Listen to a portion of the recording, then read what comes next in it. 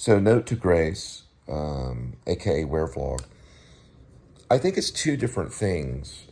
And I'm watching it, Smashing Pumpkins, Billy, because I think that it comes from all the same stuff. I think it's all the mystery. It's like an energy that it all comes from. Music and then acting, they share the same components. You know, Bowie was kind of what taught us that. So music is like really important to it because there's a music to it. But what Michael Caine talks about is so important. And I think it goes both ways with Wear Vlog, you know, because you see the vlogger at times in it, vlogging and not trying to hide in cinema. And then you see, and then there's a movie on top of it, which I don't have the ability to do. I only have the ability to vlog. I can create some illusion, you know, based on what Michael Caine was talking about. I can create some type of an illusion. And that's what he was talking about, using the camera, you know, as a way to create the illusion of a reality. And he knew, and he was talking, I think, at the end of his teaching, Michael Caine on film. He says something very important, that it's a relaxation. So you're relaxed, and if you're really trying hard, and you're really busting your butt at it, then you're wrong at it, because you're seeing the theater and the belief of the world, the imaginary world that the actor can create. Just like the musician, you know, like Corgan and Smashing Pumpkins can speak his own spiritual connection to whatever music is and his own creative path, and we're listening to it going, wow, that's almost like creating the same kind of illusion, because it's his world, it was his music, his chords, he remembered it, just like we would remember lines in a play, and there's a rhythm to it, and there's a voice that he affected, you know, because same with Bowie, David Bowie affected the voice, and so all that's is like a music, it's amplified, it's from a different world, but with the same mysterious energy, you know, that's connected. It's the same creative outlet.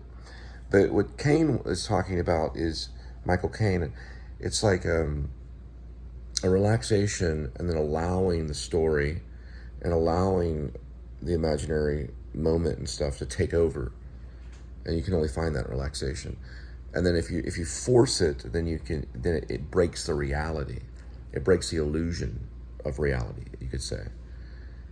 Because, you know, he replayed a scene where the actress got mad. Well, the actress wasn't really mad, but the character was. So she had to relax into it, find the anger, allow the imaginary circumstance to take over her, and then it carried her into the scene. It drew her into the scene.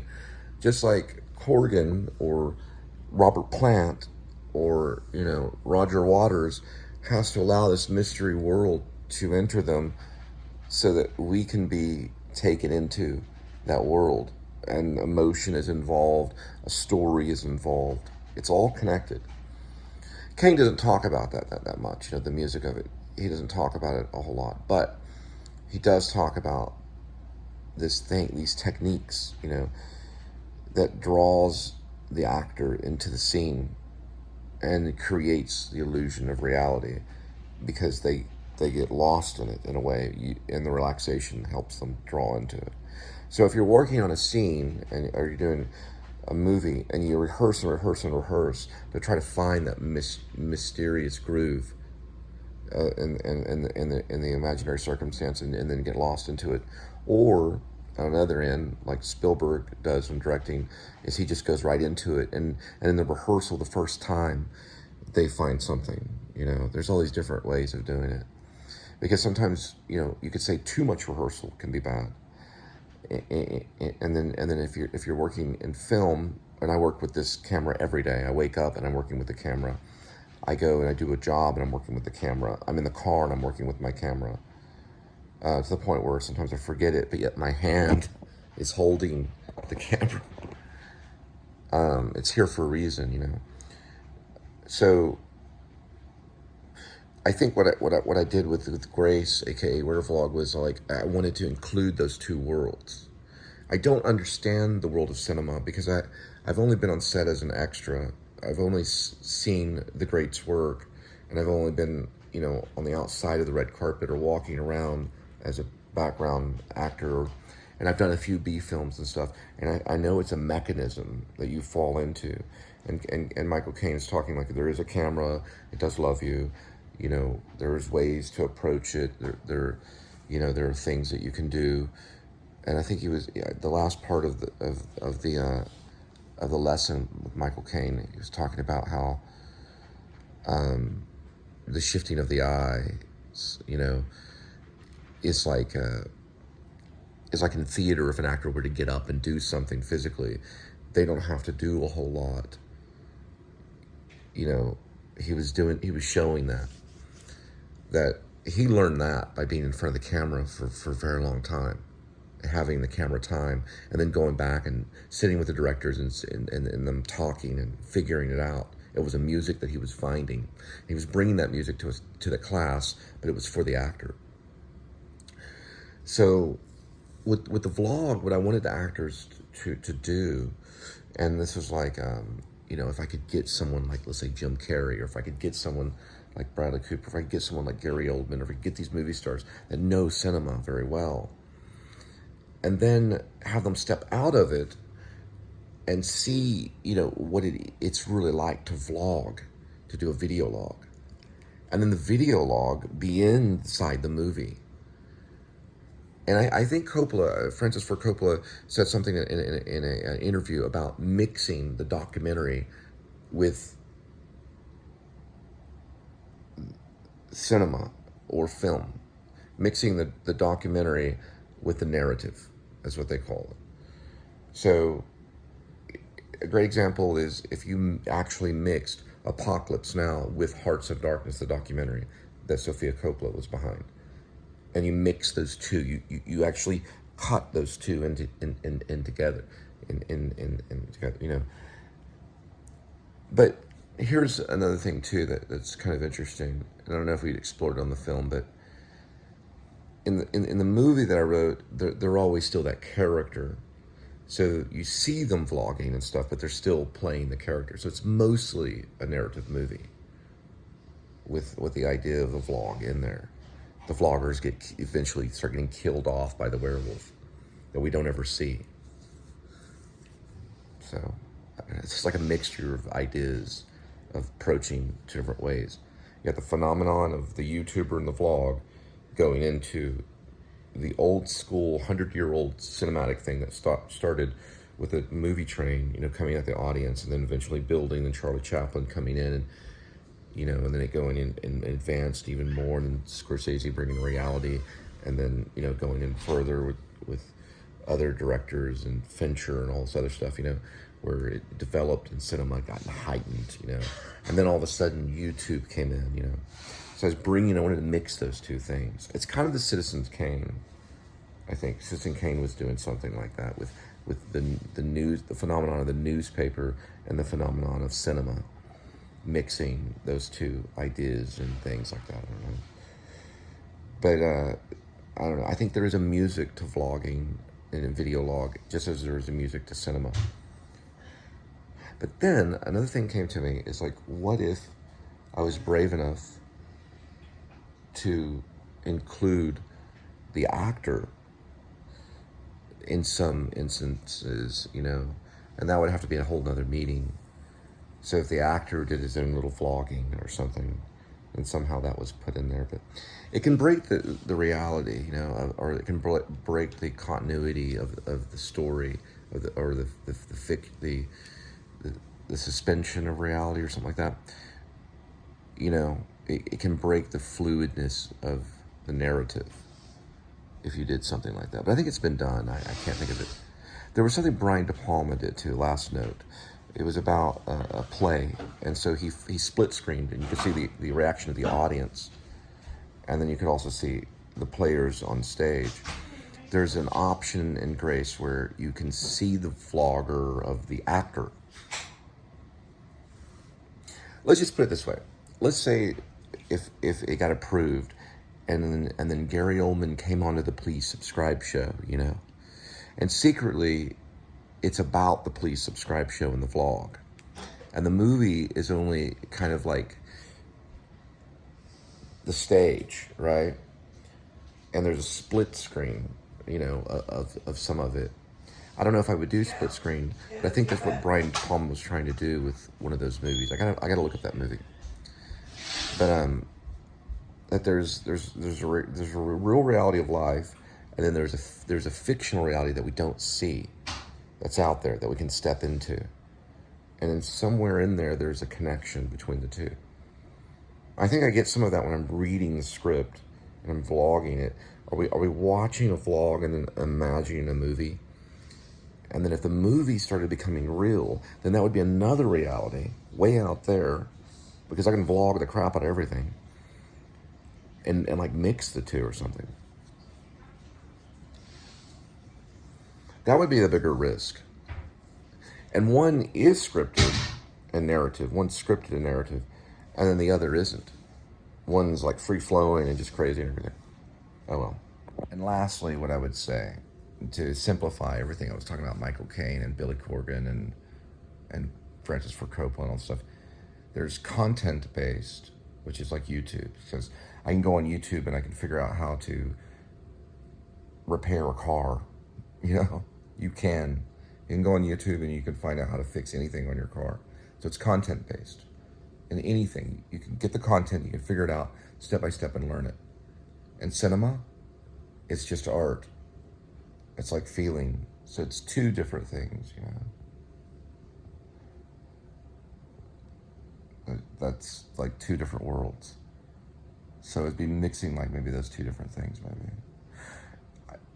I think in Werevlog, though, some of what's interesting is that Gerald Ullman III's character really hunts werewolves. So he has gone on YouTube to talk about hunting werewolves. He's a YouTuber, he goes along the way, you know. And so John Blacksmith really makes silver weaponry to kill werewolves. So he goes on YouTube and vlogs making silver weaponry. He has his own workshop and stuff. So their occupation, because people are now doing that to start businesses, and this is the year of the resignation, where people are flipping their own jobs, flipping their own careers. So that, you know, the Uber driver Ted, I don't think every single one of them vlogs, or we see that they're vlogs, but he could go off and do a vlog about being an Uber driver, which many people have done. And then there's Mark, or no, Ted is a Lyft driver, I'm sorry about that. Nobody also drives Uber too, yeah, that's right. So Ted also drives Lyft and Uber. And then Mark is an Uber driver, you know. The favor driver has a camera, you know. And he gets ripped by the werewolf, and then the camera's left behind. He goes into the pond. So there is cinema there. There is a narrative there on top of it. So it's a character piece, I guess, in it.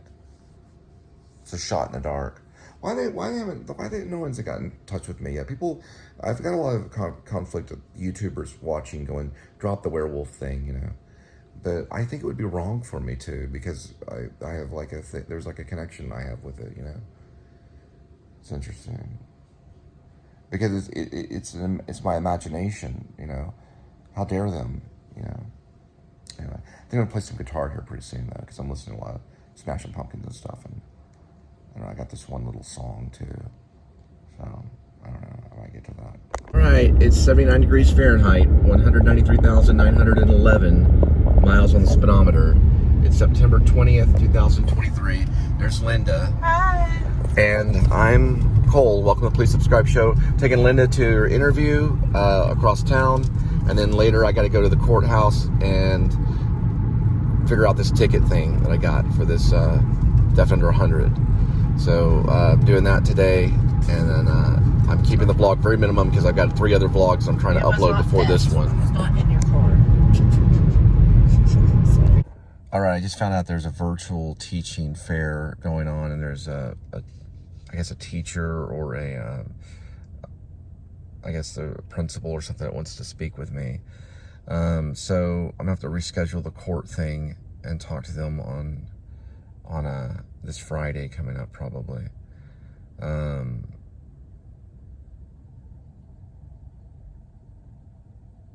Main reason I've been holding it off is because I haven't got ahead until now. Like, I haven't got advanced and everything. So I'll talk to you about it later. Meaning, I didn't have enough money basically to go in. Sorry, I got a phone call. So basically, the reason why I waited is because I didn't have enough money to go in to take care of the ticket anyway, or at least to talk to him about it. So I'll talk to you about everything later. I went through this whole thing with Louisville too, and then I ended up having to go a night in jail for the whole thing. I'm trying to think. Well, it's a virtual job fair, and I might as well go to it.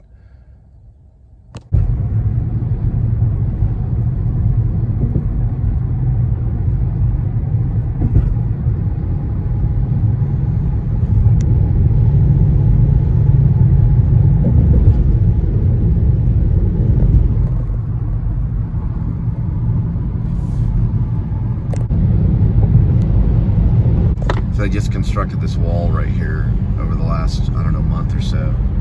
It's a brand new wall.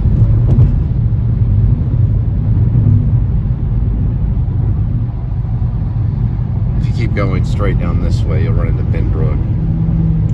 And then eventually 820. It's like, this is 20 to 820.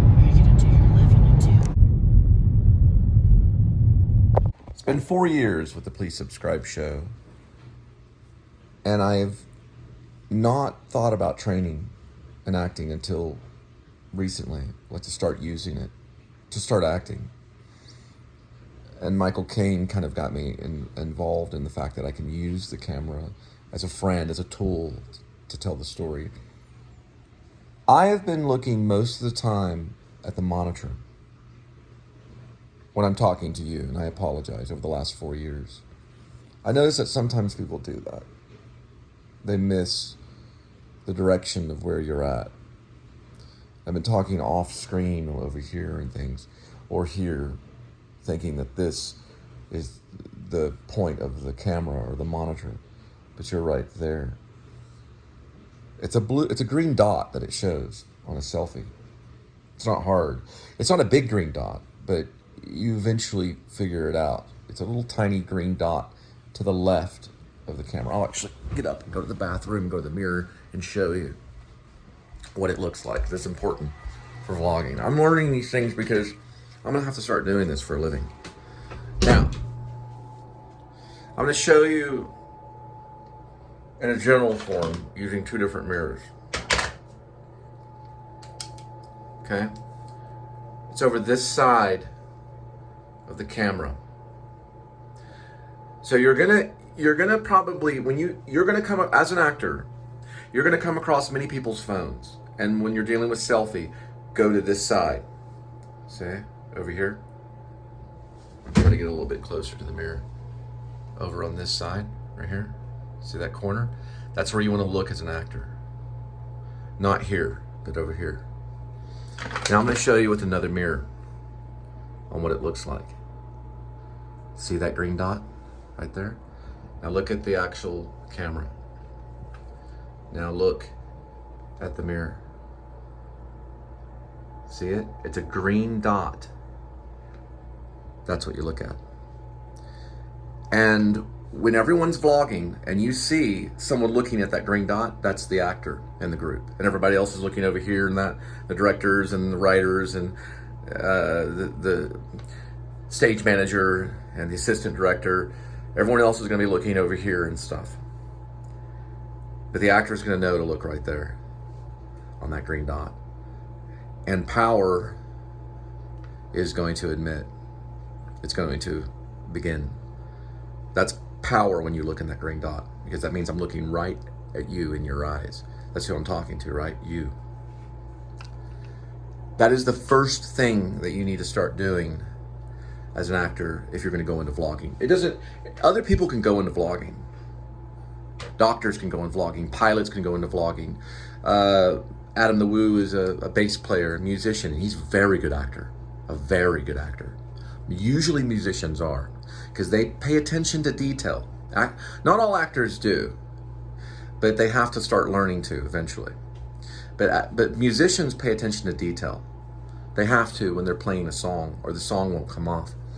An actor should think like that, you know. So the green dot, you can see it right here. We're gonna be working on that quite a bit. Now, if you're the type of actor where you're basically gonna be acting in front of a mirror and doing it, which we were trained not to do in the theater. I was trained not to use the mirror as an aid in the theater. At least you were doing mime or pantomime. But if you're that type of actor, and you will be when you're starting off, you'll look into the mirror and act into the mirror, then you're gonna be, and I was that way. I'd look into the mirror and act and do the whole monologue to myself in the mirror. It's better to use a partner or to put yourself in the situation, because we're not always, you know, talking into a mirror, you know. We're not always doing that as people. You want to do what people do. So people look at each other in the eye. But if you're that type of actor where you're a little bit vain, okay, and you're looking in the mirror, you're going to focus over here. That's where that's because you're going to be looking at the monitor at times. But you have to as the director. I don't know if directors are really vain, but as a director, actor in you, directing yourself, you're probably going to look in the monitor and do this kind of stuff, starting off. Also, you're probably going to do this kind of stuff, too. You're like, oh, I'm on portrait, okay, cool. And then you're really on landscape and everything goes sideways, right? That was sideways that way. So you have to learn about portrait and landscape and study that and what it means. Okay, so portrait is how most people, if you see them filming something, they're going to film in portrait like that. Okay, look at the camera. They're going to go like this. Look at the mirror here, just like that. See? They're going to go portrait. But filmmakers and the cinematic actors are going to go landscape because it looks more like cinema. And it's just what everyone does right now. It gets a lot of attention. You can see more, it's more broad scope, and it just looks better, kind of, in a way. It looks more professional. Those are just some mistakes, I'm just saying. You can still film with portrait if you want. You can. It's nothing wrong with that. I do it every once in a while. But you'll eventually learn to switch it over to what's known as landscape, which is this way. And when you do that, you're going to look to the left. Now, if you are going with this way, okay, then you're going to look to the up and to the right. I can't really show that, but with editing techniques, I probably could. So what I mean is, when the camera turns from landscape to portrait, you're going to look up here to this way, because the green dot's fixation is going to change on where to look. See, now I'm looking this way. You're looking at me like that, but do you see what I'm saying? Okay, so you can see it right here. This is with an iPhone 11. Okay, you can see the green dot right there. It's up and to the left. If it turns to portrait, then you look up and to the right, so that you're speaking and looking at, sorry, I dropped the mirror, sorry about that. So you're speaking and looking at your friend at the green dot when you're talking to them, which is you, you're my friend. Get it? So now I'm talking to you. It changes things. It's a little green dot. Your friend has a little green eye. Don't forget about your friend's little green eye on the phone. Please don't. I've gone 4 years and I'm just now learning this stuff. It's taken me 4 years to find the most simple stuff, because I had nobody train me in vlogging and acting other than watching A.D.W.C editing stuff in some of his early T.D.W. footage, because I had to find some medium, some stage to perform. What he provided was a stage. He provided a platform. That's vlogging with the phone. And I watched his stuff to see, like, what is he doing? How's he editing? He shows this stuff on his channel. I show a little bit of it, but he shows it quite a bit. He's a very good teacher. But first of all, you'll go up and to the left to the green dot and talk to that green dot so that you're talking to the audience, okay? Start with that. Start small and go big. If it turns this way, then look up and to the right, okay? Can't believe it's been this long and I have not learned the most simple thing, which is to look into the camera. And I'm talking to a friend, which is you, okay? Got it. So Michael Caine, basically, you could say that the Michael Caine, so the Michael Caine School of Acting, you could say, or really it's Michael Caine on film acting. He narrowed it down to 3 things. And I'm looking at the green now. So it had to do with eye focus. He was concerned about that. And you would look at one eye of the actor to keep the eyes from shifting, to lessen the messiness of the gaze. He felt it created power and focus, and it's debatable. I mean, you know, not all actors do it. But I think it's cool to experiment with, because it's a little artificial. We don't do that always. We don't always look at one eye, rather than looking at 2 eyes. So when you're looking at your scene partner, you're looking at one eye, one of their eyes, rather than looking at 2, like looking at both their eyes. So, you know, it's interesting. It's an interesting thing to practice. The second thing about Michael Caine was, just like all the acting teachers, you should listen and respond like you would in real life. You know, you're listening and you're responding, and staying on the energy of the scene, being in the reality with your partner, your scene partner, or with you. Now, the third thing is a really good note. He explained it by, if you could tell that the actors were rehearsing, then you know that it was not working. So if you're on set in a studio and you can tell these 2 actors are rehearsing, like, oh, they're rehearsing over there, then they're not. You know, they're not doing their job as actors. They're just putting it on. You know, it'd come off as fake and not real. Now, Brando used to do a thing where he would talk to the actor on the other side of the camera, and he would continue talking with them and then bring them around to the camera, and then he would go into the lines. So he'd have a real conversation with them about something that they were talking about, the catering table or whatever it is was going on that day, and then he would just go right into the lines. So the energy was the same, as there was no shift in a different realm or whatever. And that's the hardest thing, because we practice and we rehearse and everything. You have to throw all that away with film acting. He said it's very relaxed. There's a lot of time in it, and it's very easy. So all the little things can take over, and then you just kind of go into the scene.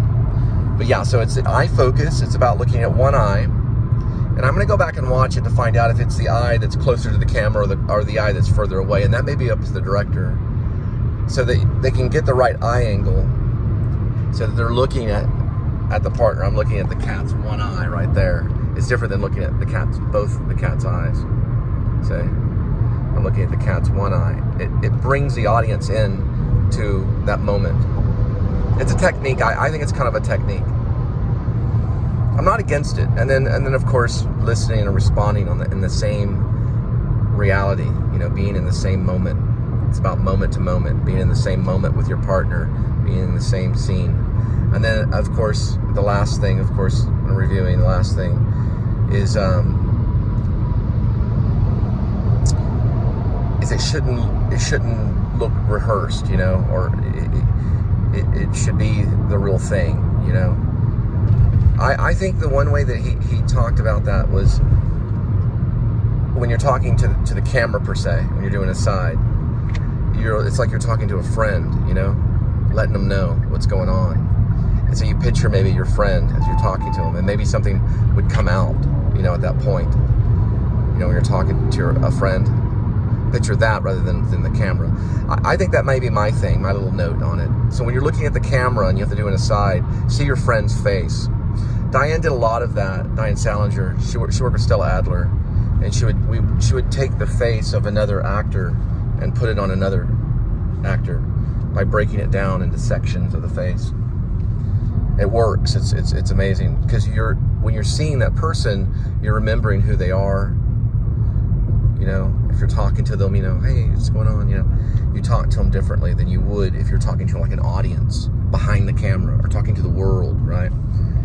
It's something you have to do day to day, and you know, when you're doing it, because I'm still just talking to, you know, like this little green dot.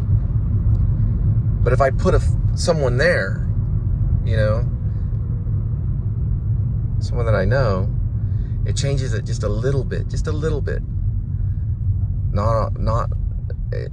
a whole lot. The change is very slight. And whenever you watch Michael Caine's film acting thing, the teaching thing, the actors only change a little bit, and he gives the notes, and it makes it makes a huge difference. Just a little change, little ways that they do it, little subtleties, and then it just changes everything. That's why I didn't notice a major change. You know, I was like, okay. But then as I watched it, and then I was seeing the actors kind of do something a little bit different, and it caught my attention more. You know, this is about entertaining, you know, and bringing people in. And also you work on the imagination, and you can see the actor's imagination start to work. Something goes on inside of them. I forgot about all these things for the last 4 years of me trying to throw this show together really quick, even where my point of focus was. But I wanted to go from very general to something real, you know, so that I could talk to you about it. All right, we're gonna go buy HG supplies and use the restroom.